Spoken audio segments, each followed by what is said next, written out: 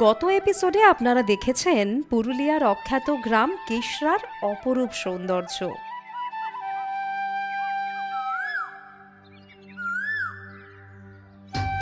আজ আবার আপনাদের নিয়ে বেরিয়ে পড়েছি নতুন এক গুপ্তধনের খোঁজে, যে গুপ্তধন আজও রয়েছে লোকচক্ষুর আড়ালে।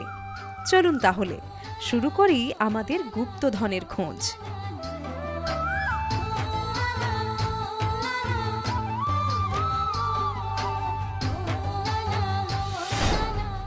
বেরিয়ে পড়েছি কেশরা থেকে। আজ আপনাদের নিয়ে যাব পাহাড়পুরে। পাহাড়পুর নামটা শুনলেই কেমন একটা ফিল হয় না? কেমন যেন মনে হয় কত না পাহাড় আছে সেখানে, আবার গুপ্তধনও থাকতে পারে।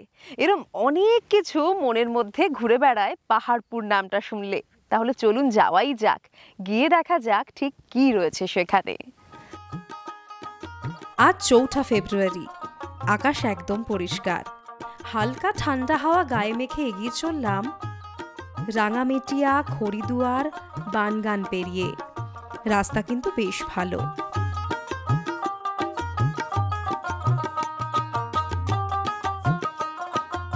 আপনারা যারা ট্রেনে যাবেন ভাবছেন তারা আদ্রা হয়ে পৌঁছতে পারেন। পরে ডিটেলে বলবো কিভাবে আসবেন এখানে। যাওয়ার রাস্তায় বুধপুরে একটা বহু প্রাচীন শিব মন্দির দেখে নিলাম।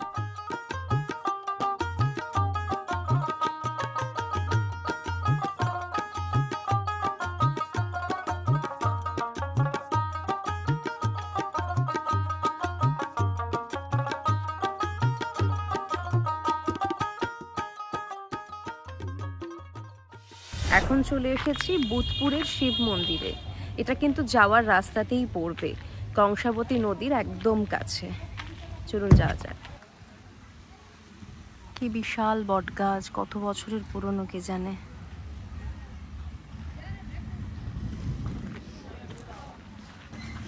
বাবা বুদ্ধেশ্বর মন্দির।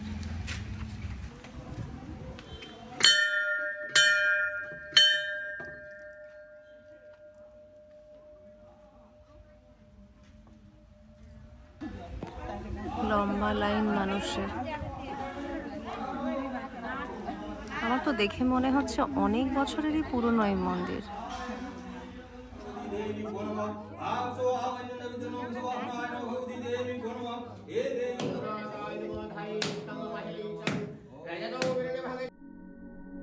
এই মন্দির প্রায় 100 বর্ষ প্রাচীন।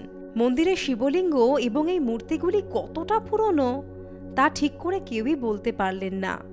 পরে নেটে সার্চ করে দেখলাম মূর্তিগুলি প্রায় 2000 বছরের পুরনো।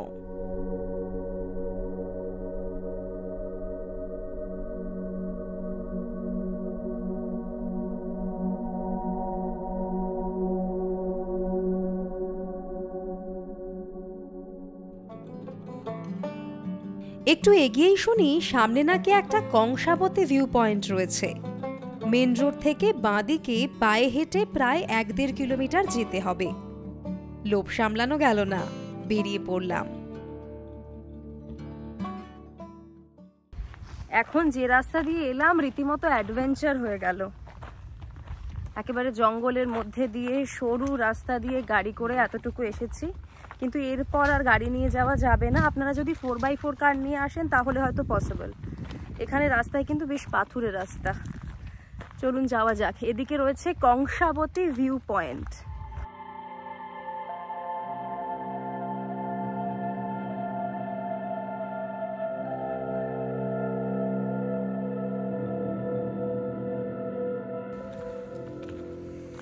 অনেকটা হাঁটাহাঁটি করে শেষে এই দারুণ সুন্দর জায়গাটা এসে পৌঁছলাম।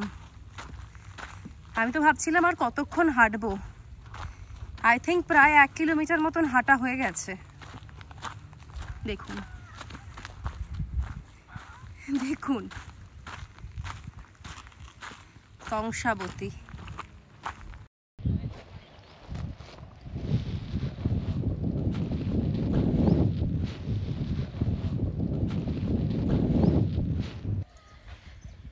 এত হেঁটে হেঁটে কষ্ট করে যেখানে এসে পৌঁছলাম মনে হচ্ছে যে এতটা হাঁটা সার্থক। সত্যি দুর্দান্ত জায়গাটা, দাঁড়ান আপনাদের ভালো করে দেখাই।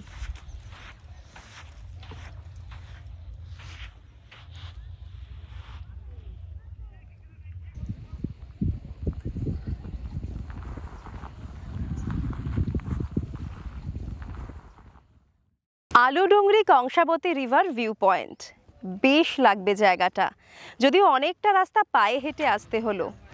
বেশ সুন্দর জায়গা, আপনাদের সবার পছন্দ হবে, একবার ভালো করে দেখুন।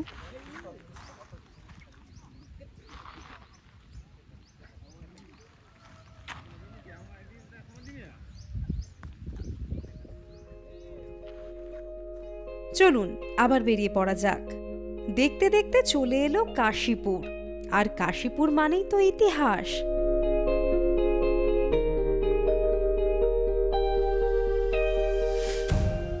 মহারাজা জ্যোতিপ্রকাশ সিংদেও 12 বছর ধরে এই রাজবাড়ি তৈরি করিয়েছিলেন। এই কাশীপুর রাজবাড়ি তৈরি করার জন্য চীন থেকে আনা হয়েছিল রাজমিস্ত্রি। বছরে মাত্র 4টে দিন, মানে দুর্গাপুজোর সময় খোলা থাকে এই রাজবাড়ি। হাতে সময় থাকলে অবশ্যই ঘুরে যান এখান থেকে। এখানকার স্থাপত্য ভাস্কর্য সত্যিই নজর কাড়া।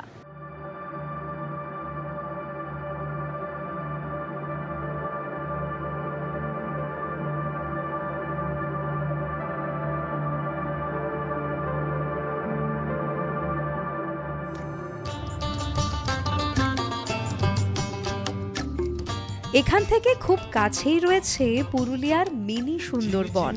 চলুন যাওয়া যাক। মায়ামরদের বুকের ভিতর পরব দিনের গান,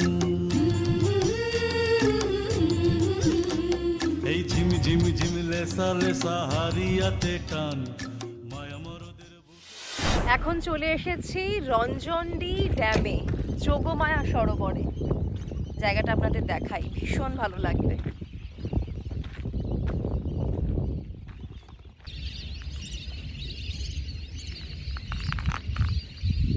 কেমন লাগছে আপনাদের যোগমায়া সরোবর? এই জায়গাটাকে পুরুলিয়ার মিনি সুন্দরবন বলা হয়। আমার কিন্তু একটা জিনিস এখানে মিসিং মনে হচ্ছে, সেটা হচ্ছে বোটিং করার সুযোগ। এত সুন্দর জায়গা, এখানে বোটিং করতে পারলে কিন্তু দুর্দান্ত হতো। দেখুন একবার।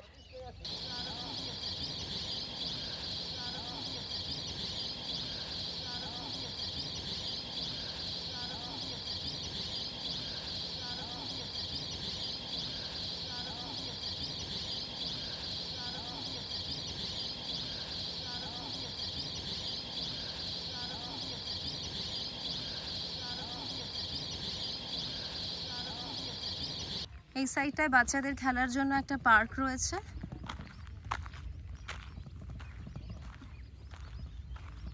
ছোট বাচ্চারা খেলছেও, দেখুন। বিকেলের দিকটা যদি এখানে চলে আসতে পারেন, বেশ মজা পাবে বাচ্চারা।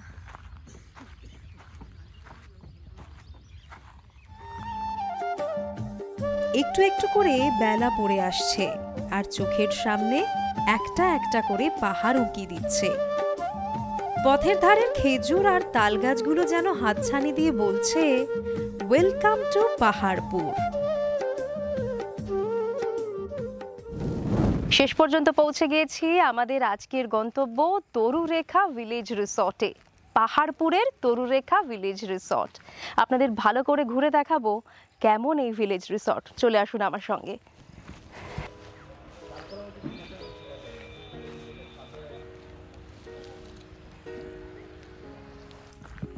চলুন, 3 নম্বর রুম। প্রথমেই আপনাদের রুম ট্যুরটা দিয়ে দিই।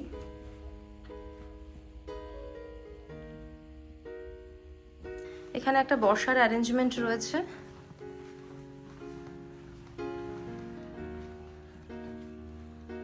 ডাবল বেড, ফ্যান রয়েছে, একটা মিরর আর ওয়াশরুম। রুমে ব্যাগপত্র রেখে চলে এলাম লাঞ্চ সারতে। 4টে বেজে গেছে, প্রচণ্ড খিদে পেয়েছে। আর সামনে দেখতেই পাচ্ছেন সুন্দর করে সাজানো রয়েছে ভাত, তার সঙ্গে ডাল, আলু ভাজা, চিকেন, পাঁপড়, আর তার সঙ্গে রয়েছে পেঁয়াজ আর লঙ্কা। চটপট খেয়ে নিই, প্রচণ্ড খিদে পেয়েছে। খেয়ে দিয়ে আবার দেখি আশেপাশে কি রয়েছে এখানে দেখার মতো।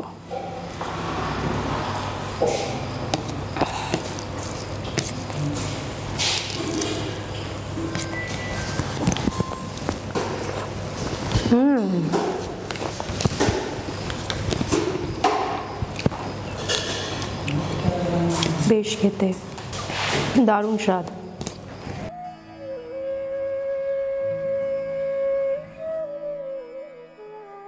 চলুন এবার গ্রামটা ভালো করে ঘুরে দেখি।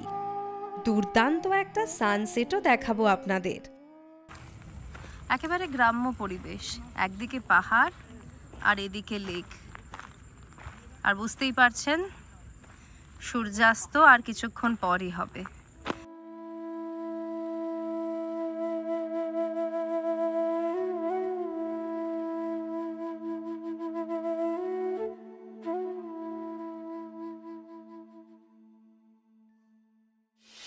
এটা পাহাড়পুরের সাহেব বাঁধ। জায়গাটা কিন্তু সত্যিই খুব সুন্দর। দেখুন একবার চারপাশটা। আমার একদম দেখে মনে হচ্ছে যেন এটা পুরুলিয়ার সেই মার্বেল লেক যেটা রয়েছে, মার্বেল লেকের মতো। ওখানে হয়তো পাথরটা অনেক বেশি, এখানেও যথেষ্ট পাথর রয়েছে সাইড দিয়ে। জলের রংটা কিন্তু খুব সিমিলার, একবার ভালো করে দেখুন আপনারা।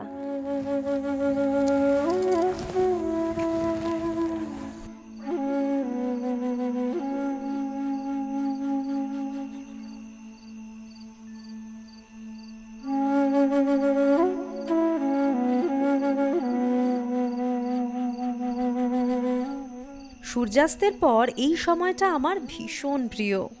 পায়ে হেঁটে ঘুরে দেখলাম পাহাড়পুর। অন্ধকার নামার পর হোমস্টেতে ফিরলাম।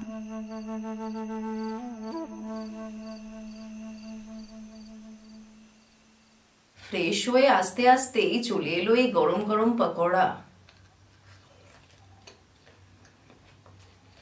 আর প্রত্যেকটা খাবার ভালো।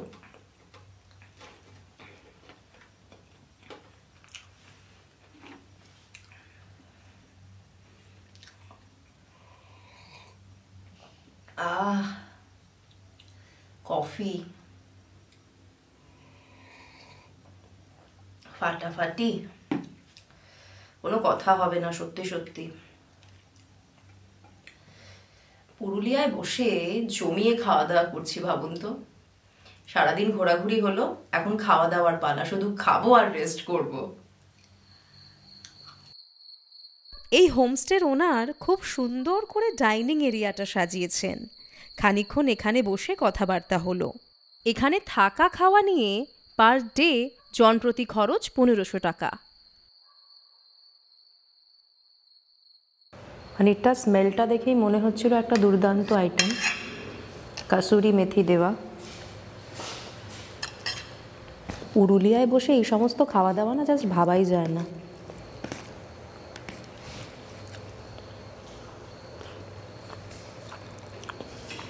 দুর্দান্ত। আর কিচ্ছু লাগবে না, শুধু পনিরটা দিয়ে খাওয়া হয়ে যাবে।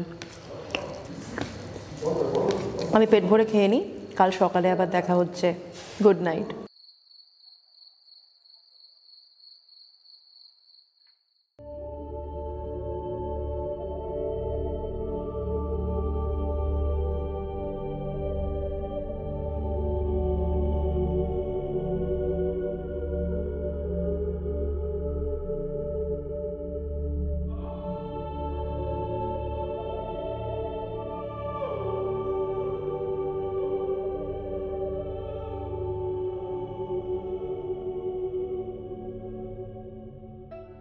Good morning.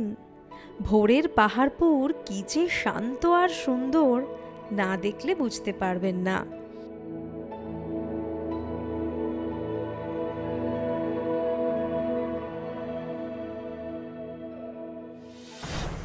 Good morning.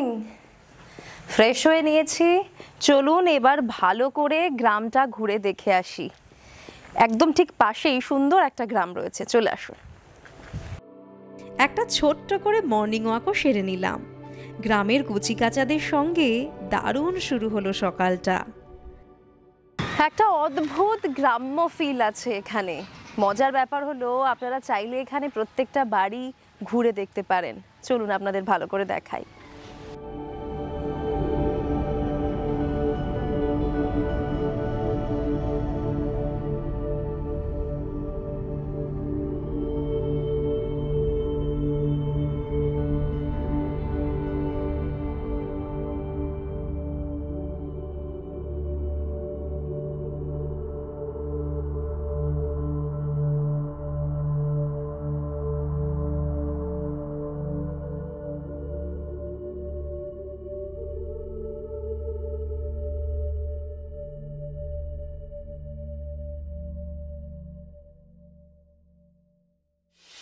গরম গরম আলুর পরোটা আর তার সঙ্গে রয়েছে দই। আহা, কালকার খাওয়া নিয়ে জাস্ট কোনো কথা হবে না, দারুণ রান্নাবান্না। খাওয়া দাওয়া সেরে আশেপাশের কয়েকটা জায়গা আপনাদের ঘুরে দেখাতে নিয়ে যাব। চটপট খেয়ে নিই। এসি রুম আছে, নন এসি রুম আছে এবং সাথে আছে খাবারের হরেক রকম পসরা। কলকাতার থেকে যদি আপনারা আসতে চান তাহলে স্প্ল্যানেড থেকে বাস ছাড়ছে, ডাইরেক্ট বাস, রাত্রি 9:30টার সময়, ভাড়া মাত্র 200 টাকা। আর প্রচুর ট্রেন আছে। সবথেকে নিয়ারবাই যে রেল স্টেশন তার নাম হচ্ছে ইন্দ্রবিল। আপনারা ইন্দ্রবিলে নামবেন বা আদ্রাতে নামবেন। আপনারা আগাম আমাদের জানিয়ে আসেন, তাহলে গাড়ির ব্যবস্থা আমরাই করে দেবো। টোটো, অটো বা পিক আপ যে গাড়িগুলো রয়েছে, টাটা সুমো থেকে শুরু করে বোলেরো, এই ধরনের গাড়ি আপনারা পেয়ে যাবেন। পার্থদা কাল বরুণেশ্বর শিব মন্দিরের কথা বলেছিলেন। প্রায় 300 বছরের পুরনো শিবধাম। চলুন প্রথমে সেখানেই যাব।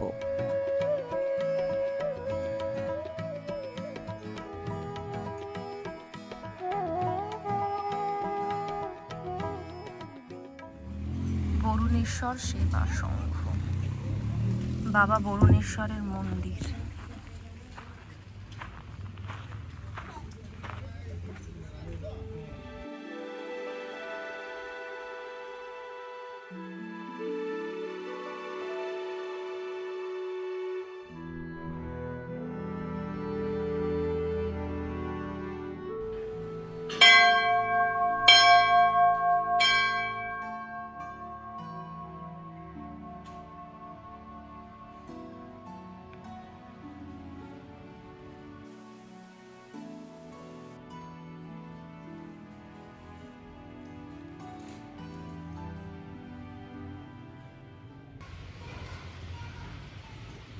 বহু বছরের পুরনো।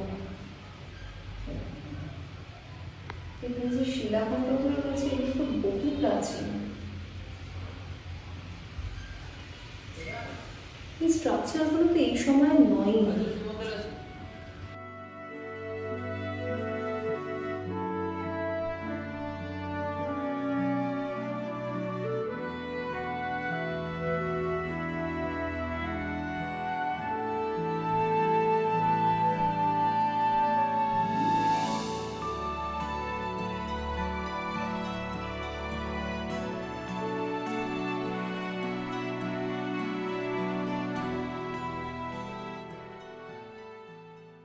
বাবা বরুণেশ্বরের মন্দির। এই মন্দিরের শিব যে কত প্রাচীন তা সত্যি এখানকার মানুষ বলে উঠতে পারছেন না। কিন্তু এখানে আমি যেমনটা দেখলাম, আমার কিন্তু মনে হচ্ছে কম করে 400 থেকে 500 বছরের পুরনো তো হবেই। খোঁজ খবর নিয়ে দেখব কতটা পুরনো এই মন্দিরের শিব মূর্তি। শিবলিঙ্গটা নিচের দিকে, যেরকম বিভিন্ন ধামে থাকে না নিচের দিকে শিবলিঙ্গ, এখানে কিন্তু সেরকম। আর কয়েকটা পাথরের স্ট্রাকচার রয়েছে যেটা আরও অনেক প্রাচীন বলে মনে হচ্ছে। জায়গাটা বেশ সুন্দর, ঘুরে যেতে পারেন কিন্তু একবার। আপনি তার মানে বলছেন যেটা রাজাদের সময় ছিল তখন এই মন্দির? হ্যাঁ, তখনই মন্দির। ঘটনাটা একটু বলুন। ওই তো হত্যকে ব্যবসা করতো। হত্যকে ব্যবসা করতে করতে বাবার মাথায় মানে আগুন ধরাইছে। আগুন কিভাবে ধরালো? মানে বলছিল দুটো রান্না করে আমি খাবো বুড়াটা। তো তখন দেখছি হাঁড়ির জলটা লাল মতন হয়ে গেল। তো 2-3 বার যখন হয়ে গেল তখন কাছাড়ি ফেলে দিয়ে শুয়ে দিল গাছতলায়। তখন বাবা স্বপ্ন দিলি, বলছে আমার মাথায় আগুন ধরাই দিলি, যা ডেকুরের পাক মাটি নিয়ে এসে আমার মাথাতে দে। তখন থেকে বাবা মানে থাপন হইল। তো বেনিয়া বুড়াকে বাবা আদেশ করলো কী নিবি, বেশি আমি কিছু নেবো না, আপনার গেটের সামনে আমি থাকি, ফুল জল যেমন আমি পাই বাস। আর এই মন্দিরটা সামনে হয়েছে। মন্দিরটা বেশি পুরনো নয়, কিন্তু না, না। এখানে যে শিবলিঙ্গ রয়েছে মানে তার কত বছরের পুরনো তার কোনো হিসেব নেই। না ওইটা আমি বলতে পারবো মানে না। তা আপনি বলছেন রাজাদের সময়, তার মানে তো মানে অন্তত 300-400 বছর মিনিমাম। হ্যাঁ হ্যাঁ হ্যাঁ, তখন আমাদের মানে ইয়া নাই জন্ম। আগে এখানে জঙ্গল ছিল। হ্যাঁ জঙ্গল ছিল এটা।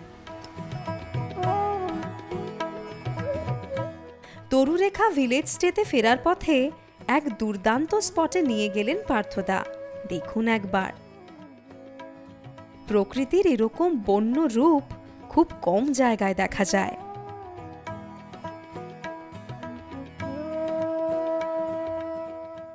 এই জায়গাটাকে ইকো পাহাড় কেন বলে দাদা?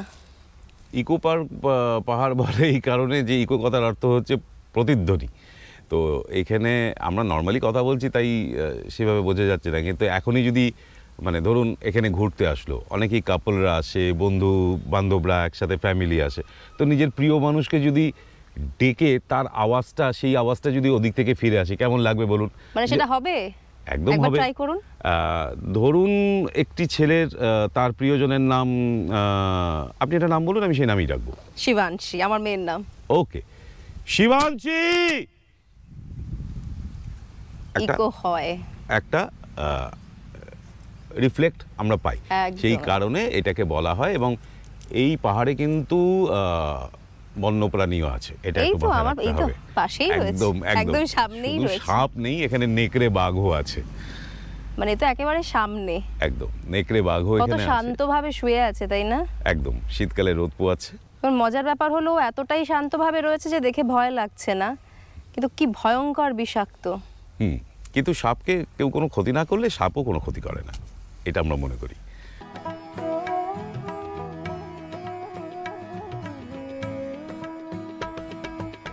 এখানে কিন্তু হোমস্টের একদম সামনেই প্রত্যেকটা স্পট। কাল নদীর পাড়ে যাওয়া হয়নি, তাই আজ চলে এলাম। এটা দ্বারকেশ্বর নদ।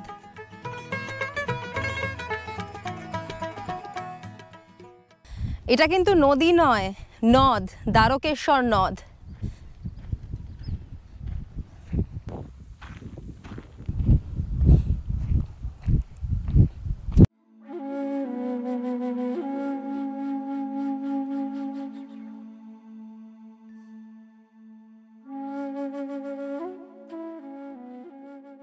নেচারকে একেবারে কাছ থেকে দেখতে চান, র এনার্জি নেচারের একেবারে সামনে থেকে এনজয় করতে চান, তাহলে এই পাহাড়পুর আপনার জন্য আইডিয়াল জায়গা। এখানে আসার সময় আপনাদের বলেছিলাম গিয়ে খোঁজ করব পাহাড়পুরে গুপ্তধন আছে কিনা। সত্যি এখানে অনেক গুপ্তধন রয়েছে, কি নেই বলুন তো? নদী, লেক, পাহাড় সব এক জায়গায়। সব থেকে মজার কথা হলো এই জায়গাটা এখনও লাইমলাইটের বাইরে রয়েছে, সেই র ব্যাপারটা এখনও এখানে আছে।